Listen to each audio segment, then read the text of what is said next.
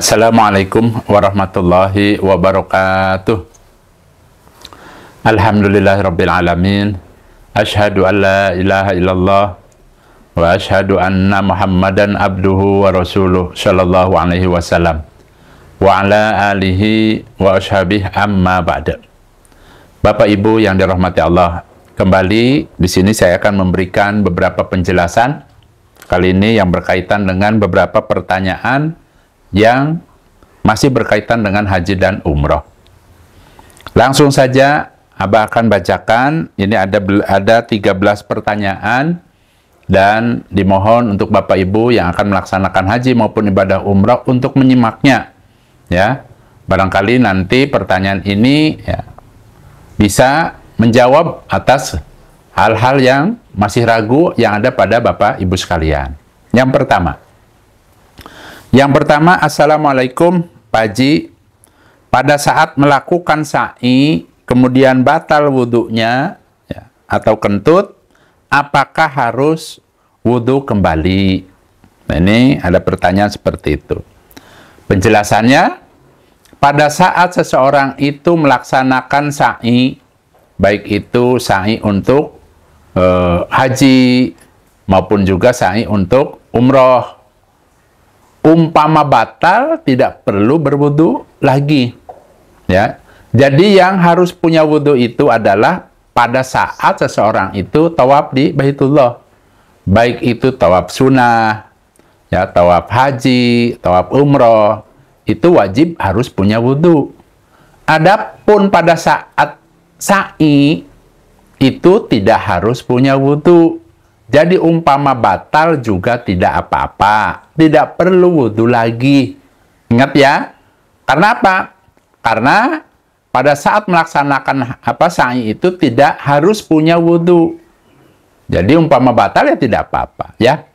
Kemudian yang kedua datang dari Sadijah SDN Kebon Bawang. Assalamualaikum Abah, mohon maaf. Saya mau tanya, kalau sendal atau barang yang tidak dibutuhkan, kemudian kita tinggalkan di hotel, boleh nggak? Agar koper agak berkurang isinya. Nah, ini pertanyaan ini bisa mungkin terjadi kepada Bapak Ibu yang haji maupun ibadah umroh. Kalau umpama Bapak Ibu kopernya ternyata tidak muat, mungkin beli oleh-oleh dan lain sebagainya, baik itu saat haji maupun saat umroh, boleh silahkan tinggalkan barang-barang yang sekiranya tidak dibutuhkan, yang sekiranya tidak berharga, yang sekiranya tidak begitu berguna. Boleh silahkan. Hanya saja Abah mengingatkan, ya, kalau niatnya memang karena tidak muat kopernya, ya, sehingga ditinggalkan umpama di hotelnya, ingat, jangan ada niatan-niatan lain. Yang dimaksud adalah, karena Abah pernah mendengar, ya, orang itu sengaja meninggalkan barang-barangnya pada saat akan pulang ke tanah air, tapi punya niatan, punya tujuan, supaya dipanggil kembali, baik itu haji atau umroh. Nah, ini jangan sampai ada niatan seperti itu. Ya. Karena apa? Karena kalau Bapak Ibu ada niatan seperti itu, berarti tadi melakukan suatu amalan yang tidak ada tuntunannya. Khawatir amalan yang sudah didapat akhirnya akan lebur karena melakukan amalan-amalan di luar tuntunan Rasulullah Shallallahu Alaihi Wasallam. Jadi Abah menyarankan, ya, kalau memang sekiranya barang-barang itu ya, tidak muat, kemudian kita pilih barang yang tidak berguna, yang sekiranya kita tidak butuh, boleh tinggalkan atau disodakohkan ke yang jaga, tukang kebersihan dan lain sebagainya, boleh. Ya, silahkan. Ya, umpamanya ingin disodakohkan, contoh misalnya makanan banyak atau apa, umpama apel numpuk umpamanya, karena kan tadinya terkadang banyak, kalau Abah zaman dulu tuh apel Ya, apel waktu hajian itu apel tuh banyak sekali ya. Nah, itu ya karena Abah muat ya Abah bawa, tapi ada juga sebagian orang itu disodakohkan ke orang-orang sekitarnya. Itu boleh seperti itu ya. Yang penting jangan sampai ada niatan lain yang tidak karena Allah itu, yang akan membahayakan amalan Bapak Ibu. Kalau Bapak Ibu punya kepahaman bahwa dengan cara meninggalkan barang-barang itu Allah akan panggil, nah itu namanya amalan yang ditambah-tambahi, amalan yang dibuat-buat. Nah itu merupakan larangan ya. Jadi kalau tinggalkan saja boleh, niatkan kalau mau disodakokan, sodakokan ya. Nah itu pesan Abah seperti itu. Kemudian yang ketiga dari Nurbana Ahmad ya, @Nurbana Ahmad. Saat ihram apakah boleh pakai celana dalam yang tanpa dijahit? Jawabannya tidak boleh. Ini untuk laki-laki ya. Kalau laki-laki, pakaiannya itu adalah hanya 2 lembar kain yang tidak dijahit. Maksudnya tidak dijahit di sini adalah tidak disatukan. Contoh, misalnya kain lembaran disatukan, dibuatlah seperti tangan, berarti kan jadilah baju tuh. Itu tidak boleh, karena akan membentuk tadi ya, anggota tubuh kita. Jadi kalau orang laki-laki pakaian ihramnya itu hanya lembaran, bukan berarti tadi yang penting tidak dijahit, bukan itu maksudnya. Maksudnya kain itu jangan disatukan, jangan dijahit lagi. Pakaiannya hanya lembaran. Dan pakaian laki-laki yang sedang berihram itu hanya 2 lembar, tidak boleh ditambahi lagi. Contoh tadi, ya, saya ingin pakai CD, pakai celana dalam, tapi tidak dijahit, yang dicetak langsung, kan banyak dijual. Ya, Abah ingatkan tetap tidak boleh. Kalaupun umpama ada yang bertanyakan banyak yang jual, ya sudah biarkan saja, mereka kan jual. Ya, belum tentu mereka paham mengenai syariat ini. Tuh ya. Jadi karena bertanya Abah jawab, laki-laki pakaian ihramnya cukup hanya 2 lembar kain, dan lembar kainnya itu lembaran. Tidak boleh disatukan, tidak boleh dijahit, itu maksudnya ya. Kemudian yang keempat dari @Lili Sumantri. Nah ini insya Allah Pak Lili ini insya Allah dari Bekasi yang akan ikut Abah umroh di bulan Oktober ya. Beliau sudah mendaftar ya, mudah-mudahan Allah memberikan sehat, aman, selamat, lancar, dan barokah. Assalamualaikum warahmatullahi wabarakatuh. Abah. Waalaikumsalam warahmatullahi wabarakatuh. Mau tanya, kain ihram harus dicuci dulu atau tidak sebelum dipakai walaupun masih baru? Dan kalau harus dicuci, pakai sabun apa? Terima kasih. Nah, ini jawabannya. Untuk laki-laki, kain ihramnya itu kan kalau baru nih, ya, dikhawatirkan itu kan modelnya seperti handuk, dikhawatirkan gatal dipakainya, khawatir. Jadi silahkan baiknya itu dicuci. Adapun umpama tidak dicuci, boleh tidak? Boleh. Jawabannya boleh, tidak dicuci juga tidak apa-apa. Langsung dipakai saja boleh. Tapi kalau ingin dicuci, ya, berarti kan tadi ya dikhawatirkan kan namanya masih baru, khawatir gatal dan lain sebagainya. Ya, Abah menyarankan cuci saja. Ya, cuci saja walaupun tanpa dicuci juga boleh. Adapun pakai sabun apa Abah? Sabun yang tidak wangi. Mereknya apa saja silahkan. Karena apa? Karena aturannya kain ihram yang akan dipakai untuk berihram itu tidak boleh dikasih minyak wangi. Nah, intinya tidak boleh pakai wewangian. Ya. Jadi pakaian laki-laki nih, pakaian laki-laki kan kain ihram. Nabi menjelaskan saat akan dipakai untuk berihram tidak boleh dikasih minyak wangi, termasuk tadi umpama kita cucinya pakai pewangi. Pewangi itu kan mengandung minyak wangi. Abah sarankan cucinya pakai sabun biasa saja yang tidak wangi. Ya, seperti itu. Atau barangkali saya cuci saja rendam. Kemudian tidak usah pakai sabun. Boleh, seperti itu juga boleh. Ya. Kemudian lanjut. Ini pertanyaan kelima dari Muhammad Tahdi. Durasi tawaf itu kira-kira berapa jam, Abah? Nah, ini Abah akan jelaskan ya. Masalah apa tadi? Tawaf di Baitullah ini umpama berada di lantai paling bawah dekat Ka'bah itu, semakin dekat ke Ka'bah maka insya Allah semakin cepat selesainya.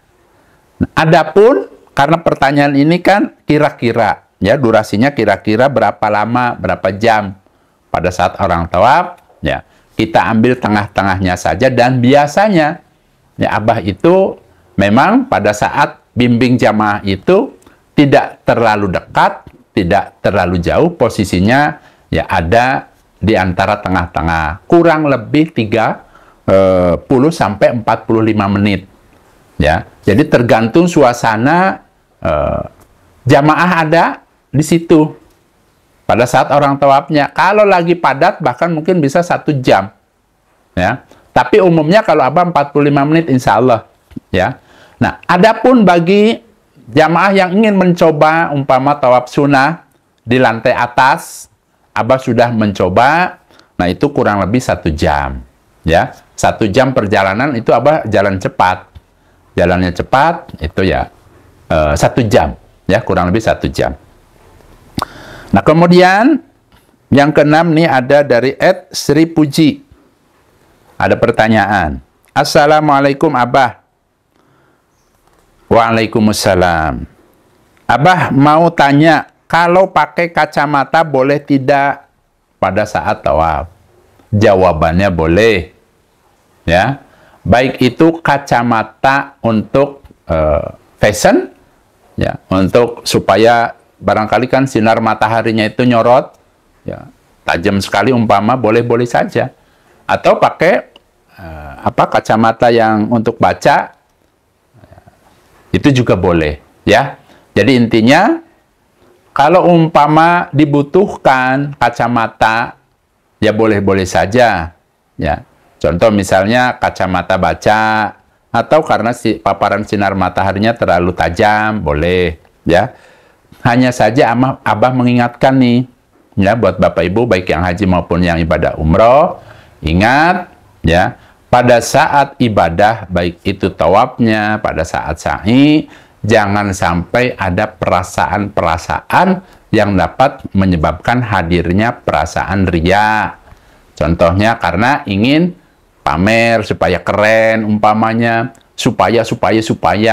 Tapi kalau supayanya itu supaya tidak silau umpamanya, ya boleh. Tapi kalau supaya keren karena ingin foto dan lain sebagainya, ingin dibagikan, Abah sarankan kalau pada saat praktek ibadahnya supaya khusyuk ibadahnya, ya, tidak perlu kita selfie-selfian dan lain sebagainya. Ini saran. Kalau saran itu kan boleh dikerjakan, boleh tidak. Ya, intinya Abah mengajak kebaikan. Abah sarankan ya supaya khusyuk dalam berzikirnya, dalam beribadahnya, itu ya. Kemudian lanjut Sri Panuti, ya. Ustadz, ada tanya, yang kalau nggak bisa cium Hajar Aswad, apakah nggak sah hajinya? Nah, jadi intinya pertanyaannya, kalau orang itu melaksanakan ibadah haji, kemudian dia tidak mencium Hajar Aswad, apakah sah hajinya? Jawabannya tetap sah. Ya, yang menyebabkan sahnya haji itu Bapak Ibu, apabila, ingat ya, apabila Bapak Ibu pada saat hajinya ini bisa menyelesaikan rukun haji. Itu yang pertama.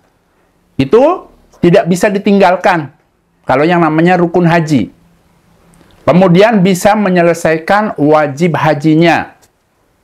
Kemudian ya, bisa menjauhi larangan-larangan hajinya. Nah, itu diantara yang bisa menyebabkan sah hajinya. Betul-betul, kalau orang sudah bisa melaksanakan tadi, ya, yang namanya rukun, yang namanya wajib, yes, kemudian dia menjauhi larangan-larangannya, sudah sah itu. Ya, seperti itu. Kemudian, berarti tadi jawabannya, tanpa mencium Hajar Aswad pun tetap sah hajinya, asalkan dia bisa menyelesaikan rukun haji, kemudian kewajiban hajinya, dan juga menjauhi larangan-larangan hajinya. Kemudian, yang ke-8, dari Ed Heni Suhaini. Abah, kalau pakai pampers boleh tidak, bah?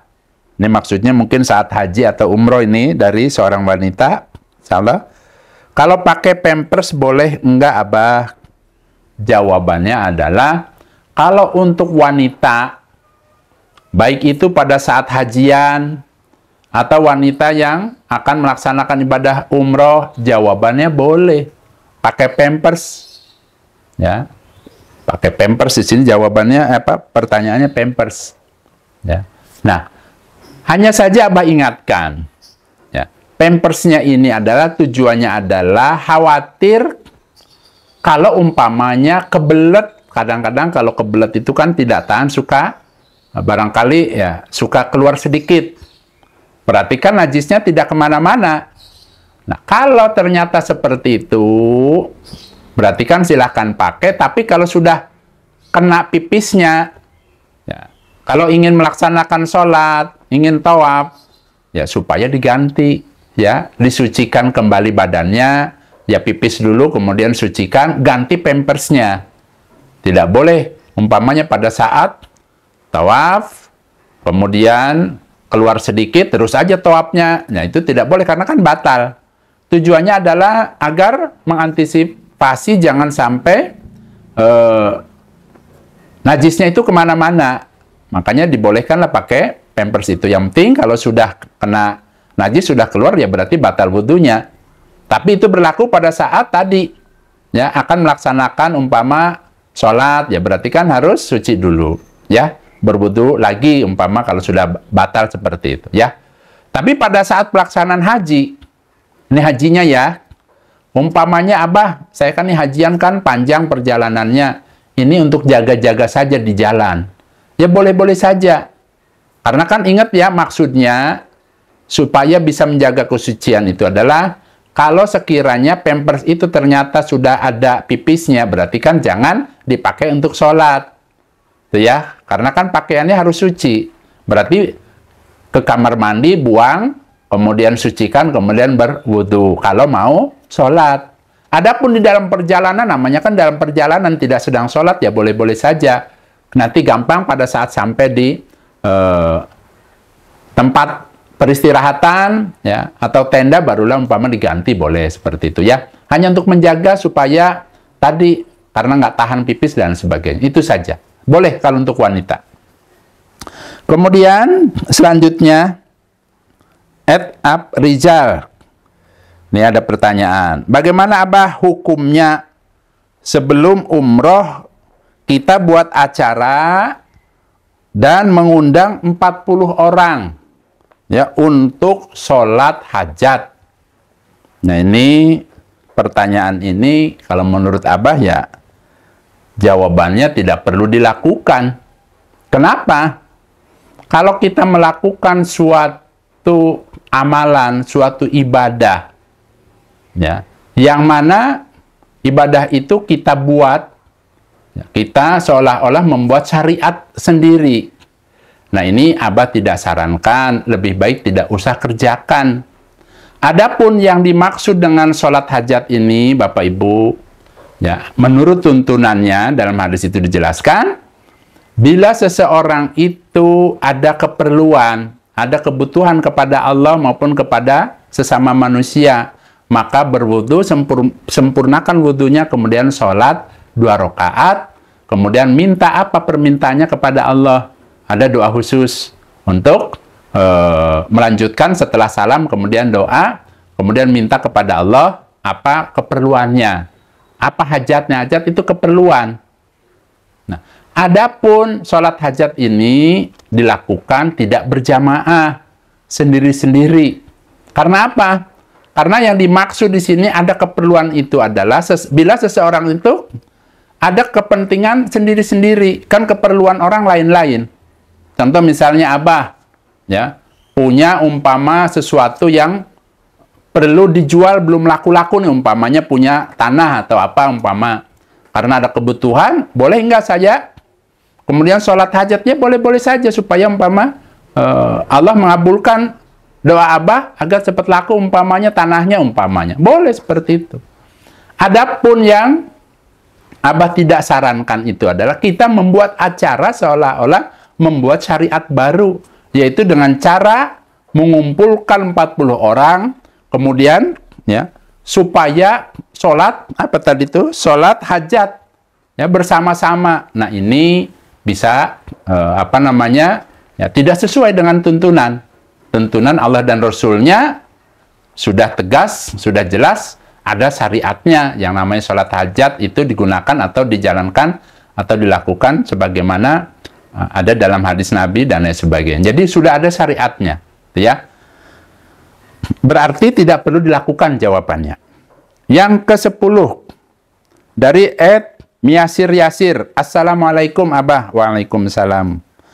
Kalau ketika sa'i doanya itu pakai bahasa Indonesia itu boleh tidak? Ya, jawabannya boleh. Ya. Dan pada saat sa'i ini Bapak Ibu, ingat ya, tidak harus tadi apa? Tidak harus punya wudhu. Tuh ya. Kemudian ya, untuk bacaan doanya bebas. Dalam artian zikirnya itu kalau tuntunannya itu adalah pada saat berjalan itu ya kita disunahkan untuk berzikir. Silakan berzikir bebas. Adapun doanya yaitu pada saat di atas bukit menghadap ke Ka'bah doa. Andai kata doanya tidak bisa bahasa Arab, boleh pakai bahasa Indonesia. Jadi doanya nanti pada saat di atas bukit. Sunahnya seperti itu. Ya. Adapun umpama pada saat berjalan zikir, kemudian pada saat berada di bawah neon yang warna hijau, umpama kan ada tuntunannya dalam hadis itu, Rabbighfirli warham wa antal azizul akram. Itu yang mudah. Umpama tidak bisa, boleh doa yang lain, Rabbana atina fid dunya hasanah wa fil akhirati hasanah wa qina adzabannar. Itu juga boleh ya. Jadi untuk sang ini tidak ada zikir yang diwajibkan atau doa yang diwajibkan, tidak ada ya. Silahkan berzikir semampunya yang bisa atau doa semampunya. Adapun untuk doa ya, sebaiknya Abah sarankan yaitu pada saat berada di atas bukit. Baik itu Bukit Sofa maupun Bukit Marwah. Boleh pakai bahasa yang Bapak Ibu bisa ya. Nah, saya rasa itu saja Bapak Ibu. Mudah-mudahan Allah memberikan kemanfaatan dan keberkahan. Abah doakan bagi Bapak Ibu yang akan melaksanakan ibadah haji. Tentunya ya mudah-mudahan Allah memberikan sehat, waras, aman, selamat, lancar dan barokah. Dan untuk Bapak Ibu yang akan melaksanakan ibadah umroh, juga Abah doakan mudah-mudahan Allah memberi sehat, waras, aman, selamat, lancar dan barokah. Dan yang terakhir, bagi Bapak Ibu yang ada cita-cita ingin melaksanakan ibadah umroh, namun tidak tahu caranya, harus bagaimana, ada kekhawatiran, takut tidak berangkat, atau barangkali melihat, pernah dengar, takut, apa umpamanya, ya, silahkan bisa menghubungi Abah. Insya Allah di bulan Oktober tahun ini, Abah akan berangkat umroh bersama rombongan, dan sudah banyak yang mendaftar, ya ada dari Kalimantan Timur, Kalimantan Tengah, dari Jawa Timur, Jawa Barat, Jawa Tengah. Silahkan Bapak Ibu bisa menghubungi Abah langsung, agar apa? Agar Abah nanti bisa langsung membimbingnya, baik dari mulai pendaftarannya, cara-cara daftarnya, kemudian Abah akan bimbing langsung. Jadi tidak hanya mengajar, Abah akan ya mengajar juga, ya. Manasik umrohnya Abah sendiri nanti akan mengajarnya, kemudian Abah akan bimbing Bapak Ibu ya menuju ke Mekah Madinah. Untuk ibadahnya juga insya Allah Abah sendiri yang turun tangan yang akan membimbingnya. Itu ya. Semua itu Abah kerjakan ya dengan niatan agar ilmu yang Abah miliki ini bisa bermanfaat, ya, bermanfaat dan bisa menjadi jariah untuk Abah dan keluarga. Itu harapannya seperti itu. Baik Bapak Ibu, bila video-video Abah ini bermanfaat, maka Abah mengingatkan silahkan di-subscribe. Ada tulisan subscribe. Kalau sudah diklik ya sudah, jangan diklik lagi, hanya sekali saja, ya. Tujuannya apa? Nanti kalau ada video baru, insya Allah akan muncul di beranda Bapak Ibu, ya, di YouTube-nya. Dan apabila Bapak Ibu ada yang ingin ditanyakan mengenai haji dan umroh, silahkan tanyakan saja. Baik itu bisa di YouTube, kemudian di Instagram, kemudian di TikTok juga ada, ya. Kalau di TikTok namanya Abah Jojo Umroh. Di Instagram juga namanya Abah Jojo Umroh. Boleh bertanya, ya. Alhamdulillah, jazakumullahu khairan. Abah pamit. Wassalamualaikum warahmatullahi wabarakatuh.